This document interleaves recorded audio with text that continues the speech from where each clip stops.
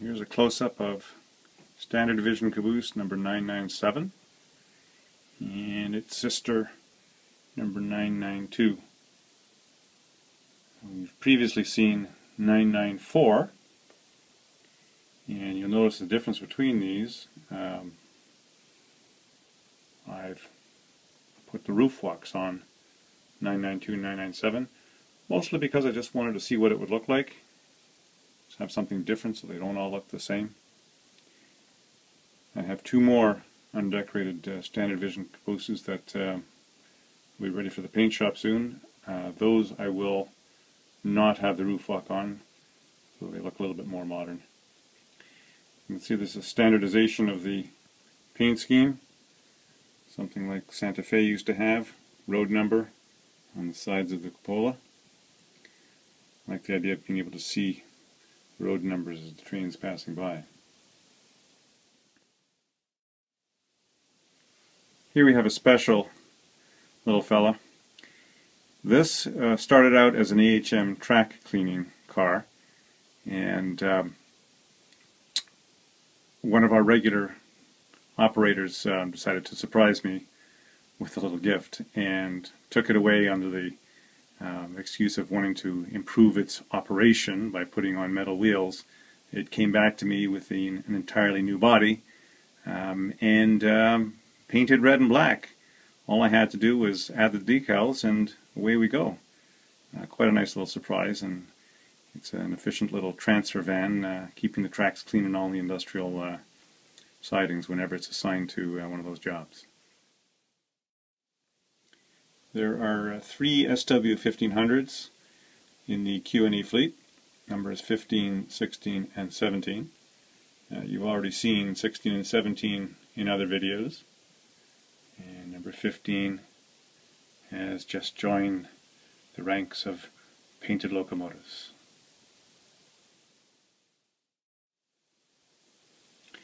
Numbers 18, 19, 20, and 21 are Atlas MP15 DCs. Numbers 18, 20, and 21 are equipped with sound, while number 19 is not. These units were purchased by the Q&NE as true road switcher units, so you'll see that they have the large sand storage bins on the ends, and they are also equipped with snow plows on both ends.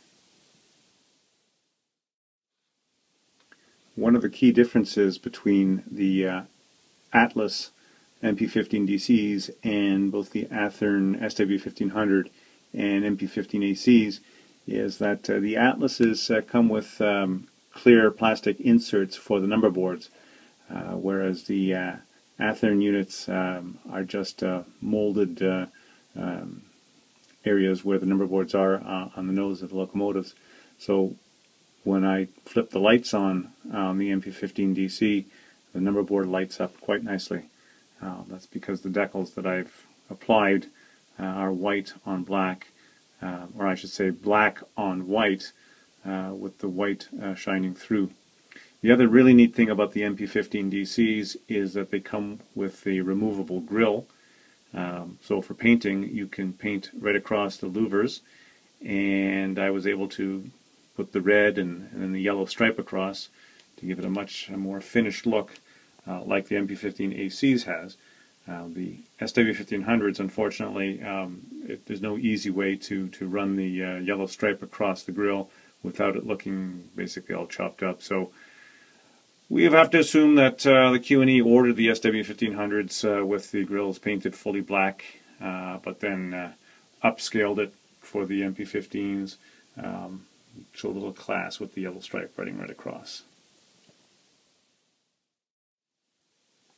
Rounding out the NCAB switcher fleet are the MP15 ACs.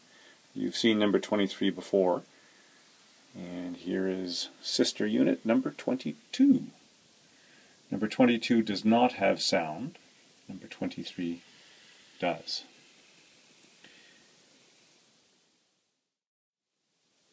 One of the other differences between the Atlas locomotives and the Athearn locomotives, when they come undecorated, more of the Atlas parts are molded in black plastic. So things like handrails and truck side frames don't necessarily need to be painted if your paint scheme calls for them to be black, whereas on the Athearn units, these have to be painted. Not so much a problem, really, except that the paint tends to chip off the handrails if they're not molded in black. And the truck side frames, particularly the MP15ACs, with the new design having the contact wires connected directly to the truck side frames, it makes it a bit of a pain to disassemble and reassemble. The Athearn SW1500s are the old press fits, so they're easy enough to pull off and push back on without too much bother. You may have noticed that none of the switcher locomotives have horns on them. This isn't because I've forgotten, it's because our friends at Athearn don't feel it's necessary to provide you with a horn when you buy an undecorated locomotive. They give you piles and piles and piles of extra detail parts that you'll probably never use, but a simple little horn is too much for them to include in their package. The Atlas MP15 units do have actually two different types of horns included, but I decided to keep them all off for now until I decide on a common horn that the Q&NE would have purchased, and once I figure out what that is, I will go back and apply them to. Last but not least, Q&NE road power. The bulk of the fleet are GP38s. You've already seen numbers 84 and 85 in other videos. Recent additions, number 75 and number 80. These will be joined eventually by 6 other that are still undecorated and waiting their turn in the paint shop. For those of you that are curious, these decals that I've used were custom made for me by Highball Graphics. I'm very, very pleased with the way they've turned out. Just a little background as to how I did it. I did the original artwork myself using CorelDRAW and went with 8.5 by 11 sheets. This way I was able to cram in a lot of decals on just 3 sheets. You see I've got 3 different sizes of the logo. I've got an entire sheet of stripes. There's a sheet of yellow stripes.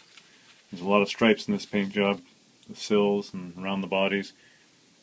And one of the neat things that you can do when you're doing your own paint scheme is, rather than have just a jumble of numbers or numbers from 0 to 9 and having to cut them up, I basically have all the numbers of all locomotives that I plan on painting up done up. So it's very simple to cut them out from the decal sheet and apply them directly to the number boards or the cabs. The number boards are a neat trick here as well. You can see, you can get that in focus. There you go. Especially when you're talking about the tiny, tiny little number boards for the switchers. It's almost impossible to cut those out as individual numbers and apply them. So it really helps to have those pre-made for each of the road numbers that you plan on applying to your models. Well, that about wraps it up for this video. Thank you for watching. I'm going to take a break from painting locomotives and cabooses for a while and get back to working on the layout. See you next time.